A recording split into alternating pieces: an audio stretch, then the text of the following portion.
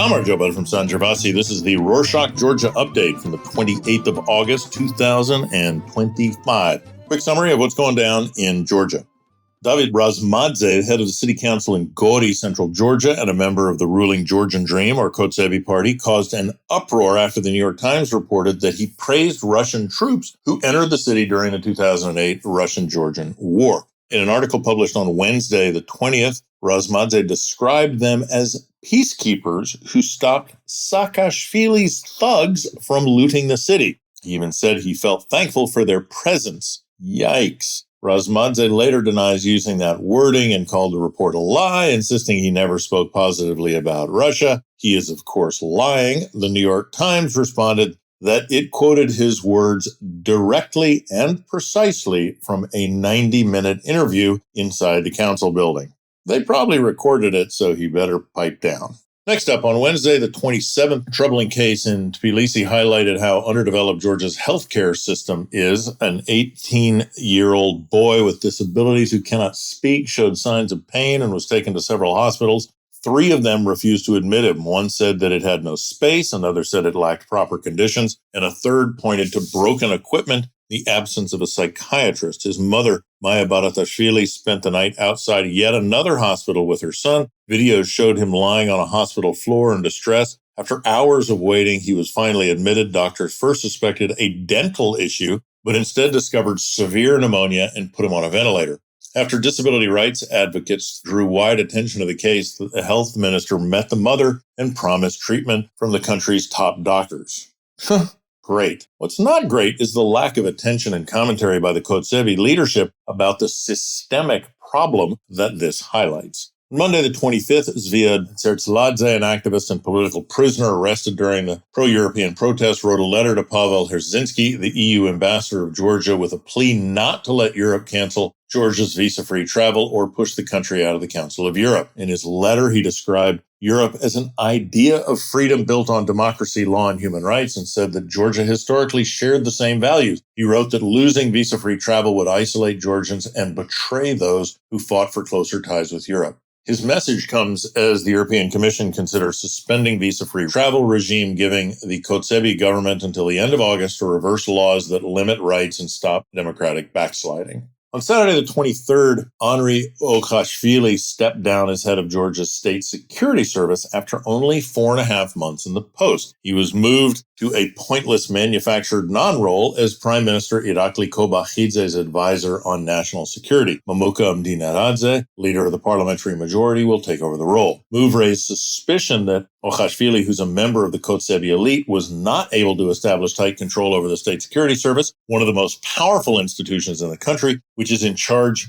of officially acting against major threats to national security and unofficially is in charge of acting against the opposition. Does lots of spying on opposition members and acts against any threats to the ruling regime. Physical threats, of course, but also threats to their remaining in power. Several weeks ago, we reported that Gogi Bachiashvili, former head of Bidzina Ivanishvili's investment fund and his close confidant, suffered a serious attack in prison. Recall that he was sentenced to 11 years for allegedly defrauding Ivanishvili of several thousand bitcoins, which Bachiashvili insists never belonged to Ivanishvili. Special Penitentiary Service launched an internal investigation into the attack. While few expected the authorities to punish anyone involved, their findings reached a new low, even for government propaganda. On Thursday, the 21st, Penitentiary Service said that it was possible that Bachiashvili, together with certain prison staff and other inmates, coordinated the attack on himself. Yeah. From the ever tighter cooperation of autocratic regimes file, on Wednesday, the 27th, Israel's National Security Minister Itamar Ben-Gvir visited Georgia. He met with Interior Minister Gela Geladze, and both sides discussed, as they said, strengthening cooperation between their law enforcement agencies. Ben-Gvir is one of the most controversial figures in Israeli politics, known for his cruel, divisive, and performative positions, past links to extremist groups, and probably current links to extremist groups, sanctions from several Western countries. Pro-Palestinian leftist groups responded to his visit by hanging a massive Palestinian flag over Freedom Bridge in the center of Tbilisi. On Monday, the 25th, opposition politician Roman Kotsebi said Georgia will face a huge financial loss after losing arbitration disputes with two energy companies. One case involves Russian company Interrao, owner of local energy company Telasi, where Georgia lost an appeal and must pay $94 million, including penalties. The dispute began after Georgia canceled tariff guarantees that protected the company from currency devaluation. Courts ruled the government broke its commitments. The second case involves Turkish company Enka, tied to the failed Namakhvani hydropower project, which was canceled due to a year-long protest by locals who said it would endanger the area. Paris court ordered Georgia to pay $380 million, and with penalties, the cost could rise to $450 million. Mzia Maklobeli, founder of the two independent media outlets Net Gazeti and Batumalevi, and now a political prisoner under the Kotsebi government, has been shortlisted for the 2025 Václav Havel Human Rights Prize. The award, organized by the Council of Europe with the Václav Havel Library, honors people who take real risks to defend human rights. 25 years ago, she founded Net Gazeti and Batumalevi, which maintained independence and were not afraid to criticize overreach by all three governments, Shevardnadze, Misha, and Bidzina. However,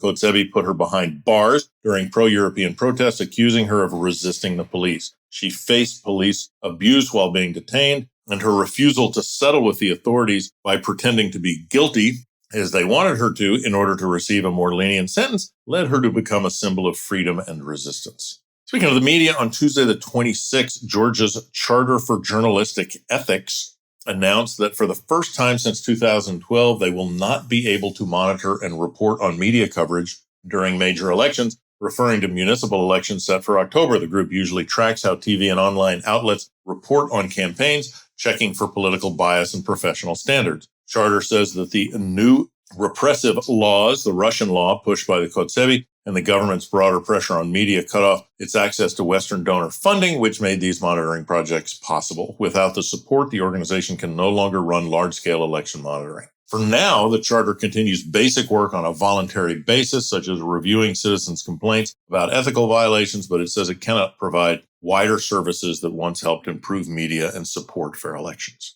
Similar news, on Wednesday the 27th, Tbilisi City Court froze the bank accounts of several NGOs after prosecutors tied them to last year's pro-European protests. What started as demonstrations against the government's decision to suspend EU access talks in 2024 escalated into clashes between protesters and the police. Authorities say that protesters threw Molotov cocktails, burned Parliament building, and set fire to police equipment. Simultaneously, over 400 protesters were violently beaten. Some were tortured. Investigators say these NGOs helped fund gear for protesters, such as gas masks, helmets, and protective eyewear. They also covered fines and legal fees for them. Prosecutors say this support fueled unrest and was meant to weaken law enforcement. Also on Wednesday, police in Tbilisi and Samegrelo arrested 12 people, including both Georgian and Chinese citizens, and closed 13 venues connected to prostitution. Investigators say managers rented out space to women involved in prostitution, even helped them find clients,